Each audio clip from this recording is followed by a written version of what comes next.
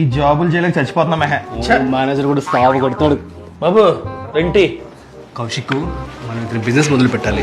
పెడదాం కానీ ఇలా చిన్నగా కాదు, పెడితే పెద్దగా మొదలు పెడదాం. కొడితే కుంభస్థలం కొట్టాలన్నమాట. నేను చెప్పేది అది కదా. పట్టుకో.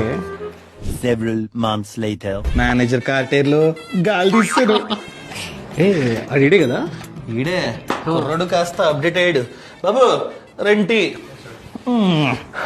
కౌశిక్, మనం ఒక పెద్ద బిజినెస్ మొదలు పెట్టాలి. పెద్దగా పెడదాం, ఈళ్ళగా చిన్నగా కాదు. ఏం మొదలు పెడదాం ఆలోచిద్దాం. టీ దాకా ఫస్ట్ అయితే Many months later. జనవరి 1 కల్లా ఎలాగైనా బిజినెస్ మొదలు పెట్టాలి. అవును. ఏం తీసుకుందాం? 2 banana milk shake, 2 banana milk shake. ఏంటరా ఇంత ఫాస్ట్ గా అప్గ్రేడ్ అయిపోతాడు? కౌశిక్ అయినా అది చిన్న కేఫే, మనం పెద్ద బిజినెస్ మొదలు పెడదాం.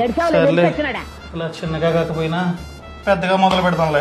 6 months later. కౌశిక్, ఆకలేస్తుంది వస్తుందా రెస్టారెంట్ కి? అసలు ఈ ముందు కదా రెస్టారెంట్ అంబియన్స్ కదా. ఏమైంది? ఆడినవాడు వాడే. ఏంటి ఇంతలా అప్గ్రేడ్ అయిపోయాడు? అడుగుతుందా పద. సార్, ఇంత పెద్ద రెస్టారెంట్ కి ఓనర్లే సార్. మీరు ప్లానింగ్ లోనే ఆగిపోయారు. చిన్నదో పెద్దదో నేనైతే మొదలు పెట్టాను. మనం ఇంకా పెద్దది మొదలు పెడదాం.